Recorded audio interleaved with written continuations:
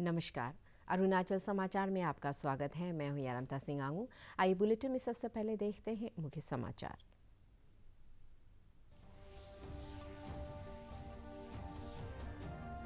प्रधानमंत्री नरेंद्र मोदी ने राष्ट्रपति भवन में की राष्ट्रपति रामनाथ कोविंद से मुलाकात। पंजाब में प्रधानमंत्री के काफिले में हुई गंभीर सुरक्षा चूक पर राष्ट्रपति ने जताई चिंता। उपराष्ट्रपति एम वेंकैया नायडू ने इस मामले में कड़ी कार्रवाई होने की जताई उम्मीद। ईटानगर राजधानी क्षेत्र सहित राज्य के विभिन्न हिस्सों में पूरे हर्षोल्लास के साथ मनाया जा रहा है तागिन जनजाति का प्रमुख त्यौहार सी दोन्यी। राज्यपाल डॉ बी डी मिश्रा, मुख्यमंत्री पेमा खांडू, केंद्रीय कानून मंत्री किरण रिजिजू, उप मुख्यमंत्री चाउना मैन सहित कई नेताओं ने लोगों को दी सी दोन्यी की शुभकामनाएं। केंद्रीय कानून मंत्री किरण रिजिजू ने ईटानगर स्थित राजभवन में राज्यपाल डॉ बी डी मिश्रा से की मुलाकात। होलोंगी स्थित ग्रीनफील्ड एयरपोर्ट के निर्माण कार्य, पासीघाट में स्टेट यूनिवर्सिटी की शुरुआत और महत्वपूर्ण अकादमिक और प्रशासनिक नियुक्तियों सहित राज्य की विकास योजनाओं पर हुई चर्चा। प्रधानमंत्री नरेंद्र मोदी ने आज राष्ट्रपति भवन में राष्ट्रपति रामनाथ कोविंद से मुलाकात की। इस दौरान श्री कोविंद ने पंजाब में बुधवार को प्रधानमंत्री के काफिले में सुरक्षा चूक पर चर्चा की। राष्ट्रपति ने इसे गंभीर चूक बताते हुए इस पर चिंता व्यक्त की। गृह मंत्रालय ने इस घटना का संज्ञान लेते हुए पंजाब सरकार से विस्तृत रिपोर्ट मांगी है। उपराष्ट्रपति एम वेंकैया नायडू ने भी इस मामले में प्रधानमंत्री नरेंद्र मोदी से बात की। श्री नायडू ने सुरक्षा चूक पर गहरी चिंता व्यक्त करते हुए उम्मीद जाहिर की कि इस मामले में कड़ी कार्रवाई की जाएगी ताकि भविष्य में ऐसी घटना दोबारा न हो। ईटानगर राजधानी क्षेत्र और अपर सुबनसिरी जिले के दापोरिजो, ताकसिंग और तालिहा सहित राज्य के विभिन्न हिस्सों में तागिन जनजाति का प्रमुख त्यौहार सी दोन्यी आज पूरे हर्षोल्लास के साथ मनाया जा रहा है। राज्यपाल डॉ बी डी मिश्रा, मुख्यमंत्री पेमा खांडू, केंद्रीय कानून मंत्री किरण रिजिजू, उप मुख्यमंत्री चाउना मैन सहित राज्य के वरिष्ठ नेताओं ने तागिन समुदाय के लोगों को सी दोन्यी फेस्टिवल की शुभकामनाएं दी। राज्यपाल ने अपने शुभकामना संदेश में उम्मीद जताई कि नया साल लोगों में मैत्री और सद्भाव बढ़ाएगा। मुख्यमंत्री ने आशा व्यक्त की कि सी दोन्यी फेस्टिवल नए साल में अरुणाचल प्रदेश को विकास की नई ऊंचाइयों को छूने को प्रेरित करेगा। उन्होंने कहा कि विकास के लिए शांति आवश्यक है। ईटानगर राजधानी क्षेत्र के नाहरलगुन स्थित सी दोन्यी ग्राउंड में आज पारंपरिक उत्साह के साथ तागिन समुदाय का प्रमुख त्यौहार सी दोन्यी मनाया जा रहा है। केंद्रीय कानून मंत्री किरण रिजिजू ने इस कार्यक्रम में मुख्य अतिथि, जबकि पासीघाट वेस्ट से कांग्रेस विधायक नेनोंग इरिंग ने गेस्ट ऑफ ऑनर के तौर पर हिस्सा लिया। कार्यक्रम को संबोधित करते हुए श्री रिजिजू ने कहा कि तागिन जनजातीय समुदाय न सिर्फ अरुणाचल बल्कि पूरे देश के सबसे प्रगतिशील जनजातीय समुदायों में से एक है।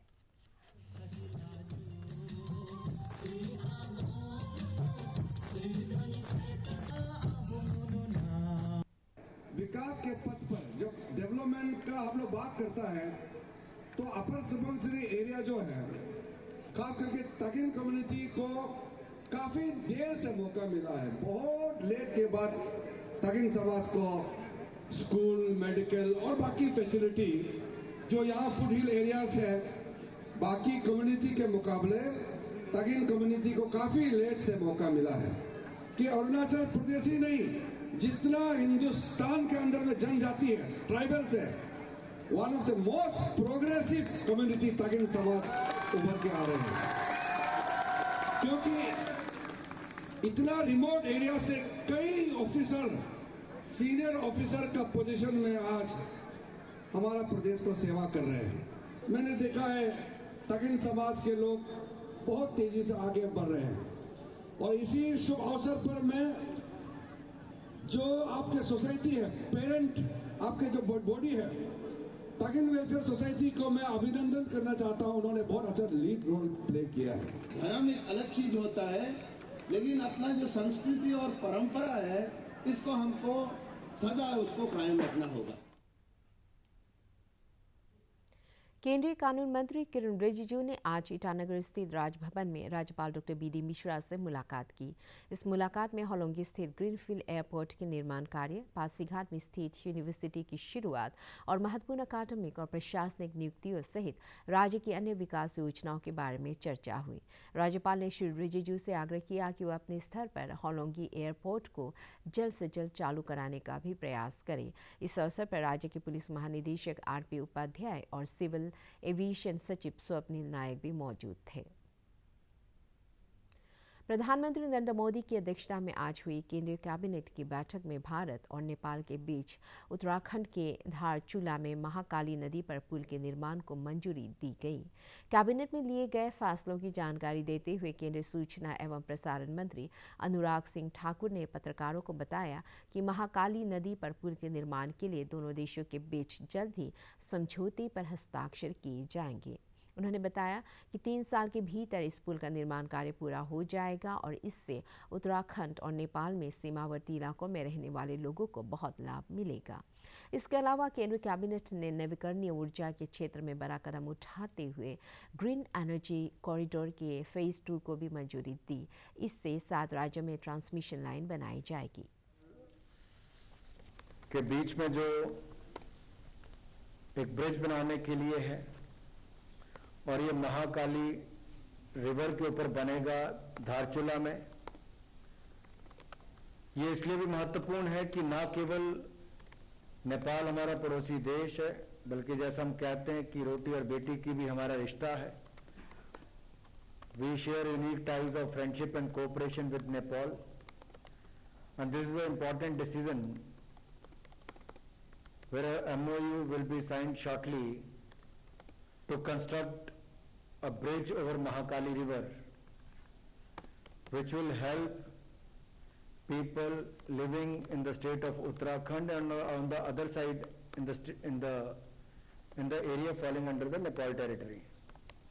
तो उत्तराखंड में रहने वाले लोगों को भी लाभ मिलेगा और नेपाल की ओर रहने वाले लोगों को भी महाकाली नदी पर बनने वाले इस पुल का बहुत बड़ा लाभ मिलेगा और इसमें जल्द ही एक MOU दोनों देशों के बीच में साइन होगा। अपर सुबनसिरी जिले के दौरे पर मुख्यमंत्री पेमा खांडू ने बुधवार को नाचो में भारतीय सेना और सीमा सड़क संगठन के अधिकारियों एवं कर्मियों से मुलाकात की और दापोरिजो एवं तालिहा के बीच 2 लेन हाईवे के निर्माण कार्य में प्रगति का जायजा लिया। उन्होंने ताकसिंग और माजा सेक्टर की तरफ जाने वाली सड़कों की स्थिति पर भी BRO के अधिकारियों से चर्चा की। मुख्यमंत्री ने गेलेपो में भी सेना, ITBP और BRO के अधिकारियों से मुलाकात की और उन्हें सेना और आम जनता के बीच मैत्री की मिसाल जलाए रखने के लिए प्रेरित किया। अपर सुबनसिरी जिले के दौरे के दौरान मुख्यमंत्री पेमा खांडू ने बुधवार को रियो ब्रीच में भारतीय सेना के शहीद हवलदार शेरे थापा को श्रद्धांजलि दी और उनकी याद में एक आवक्ष प्रतिमा का अनावरण किया। इस अवसर पर मुख्यमंत्री ने कहा कि 1962 के भारतीय चीन युद्ध में शहीद हुए हवलदार शेरे थापा के बारे में बहुत कम लोगों को पता है, जबकि उन्होंने इस युद्ध में चीनी सैनिकों का डटकर मुकाबला किया था।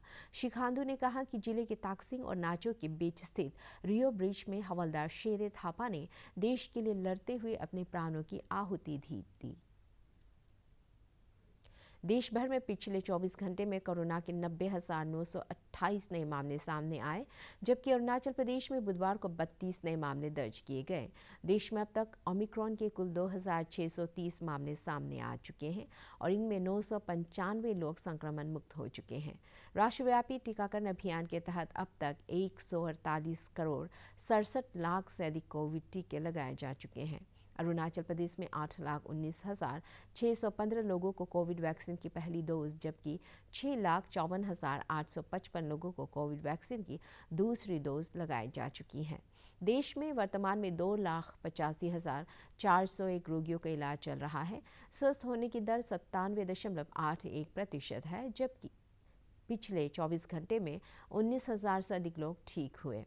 इसके साथ ही स्वस्थ होने वालों की संख्या 3,43,41,000 से अधिक हो गई है। अगर अरुणाचल की बात करें तो राज्य में कोविड के सक्रिय मामलों की संख्या बढ़कर 75 हो गई है। इनमें सबसे अधिक मामले ईटानगर राजधानी क्षेत्र में हैं। इस बीच नीति आयोग के सदस्य डॉक्टर वीके पॉल ने कहा है कि जिन लोगों ने पहले कोविशील्ड वैक्सीन की 2 डोज ली है वो एहतियात के तौर पर कोविशील्ड की ही तीसरी डोज ले, और जिन लोगों ने कोवैक्सीन की 2 डोज ली है उन्हें तीसरी डोज के तौर पर कोवैक्सीन ही लेनी चाहिए।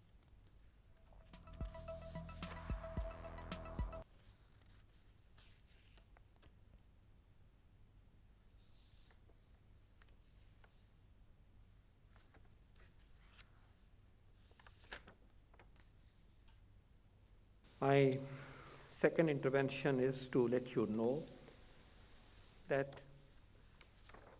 the precautionary vaccine dose that will be given to healthcare workers, frontline workers, and individuals 60 years and above with comorbidities will be the same vaccine as has been given to them previously. Homologous third dose, homologous precautionary dose. Those who have received Covaxin will receive Covaxin. Those who have received the primary 2 doses of Covishield will receive Covishield. That's the way we are proceeding.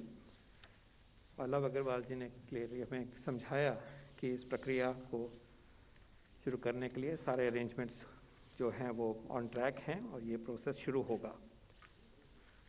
So Covaxin वालों को Covaxin, Covishield वालों को Covaxin, Covishield वालों को Covishield.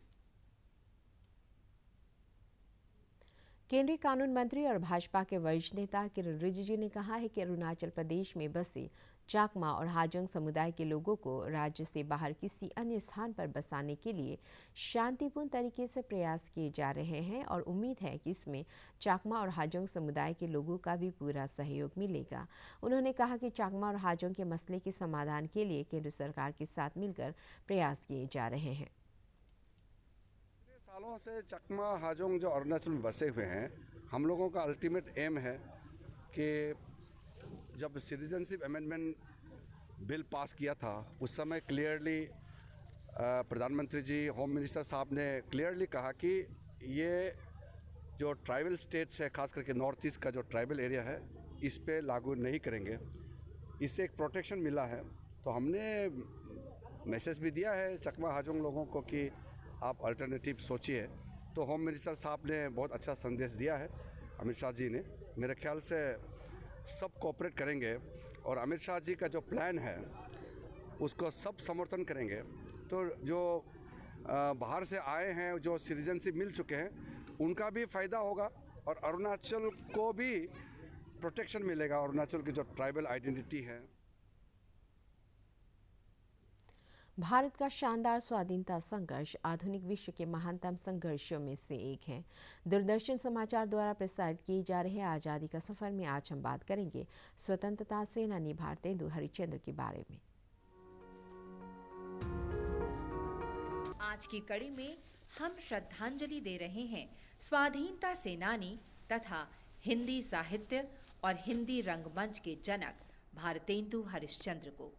उनका निधन 6 जनवरी 1885 को हुआ था। भारतेंदु की उम्र मात्र 7 वर्ष की थी जब स्वतंत्रता के लिए प्रथम संग्राम लड़ा गया।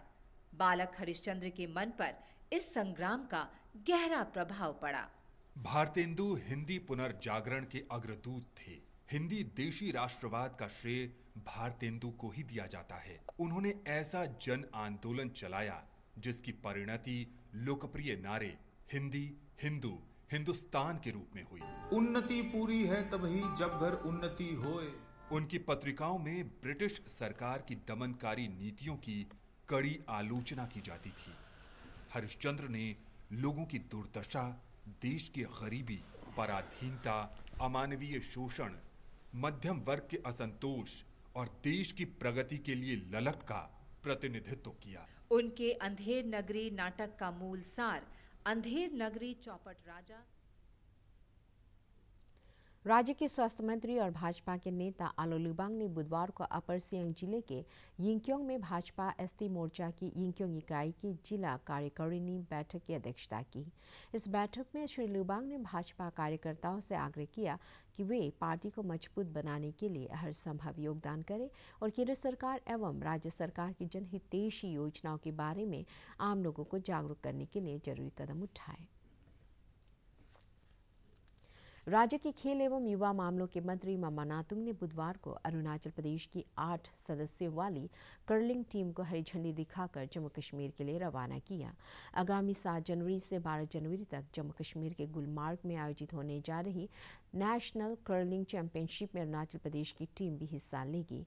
कर्लिंग टीम को रवाना किए जाने के अवसर पर खेल मंत्री मामा नातुंग ने खिलाड़ियों को चैंपियनशिप में अरुणाचल प्रदेश का नाम रोशन करने के लिए प्रेरित किया। उन्होंने कहा कि कर्लिंग अरुणाचल के लिए एक नया खेल है और अभी हमारे पास खिलाड़ियों के लिए ज़्यादा सुविधाएं नहीं है, लेकिन खेल विभाग कर्लिंग के लिए बुनियादी सुविधाएं तैयार करने की संभावनाएं तलाश रही है। जम्मू कश्मीर को लद्दाख से जोड़ने वाली जोजिला दर्रे को जनवरी माह में पहली बार वाहनों को आवागमन के लिए खोल दिया गया। इसमें लद्दाख क्षेत्र में संपर्क सुविधा को बढ़ावा मिला है। 2 जनवरी तक 72 वाहनों ने पहली बार जोजिला दर्रा पार किया। यह सीमा सड़क संगठन BRO की एक महत्वपूर्ण उपलब्धि है। इससे कड़ाके की ठंड में भी जम्मू कश्मीर और लद्दाख के बीच संपर्क उपलब्ध रहेगा। जोजिला दर्रा आमतौर पर सर्दियों के महीनों में बंद रहता है। अरुणाचल समाचार के आज के अंक में इतना ही। जाने से पहले आप सभी से अनुरोध है कि कोविड-19 के दिशा निर्देशों का पालन करें। हमेशा मास्क लगाएं, बार-बार हाथ धोएं और सोशल डिस्टेंसिंग के नियमों को मानें। कोरोना महामारी से बचाव के लिए आपका वैक्सीन लगवाना भी जरूरी है। अगर आप वैक्सीन लगवाने के पात्र हैं तो जरूर लगवाएं। हम कल फिर हाजिर होंगे अरुणाचल और देश दुनिया की खबरों के साथ। चलते चलते आपको बता दें, आप अरुणाचल समाचार हमारे YouTube channel DD news Arunachal पर भी देख सकते हैं। देखते रहिए अनुप्रभा। नमस्कार।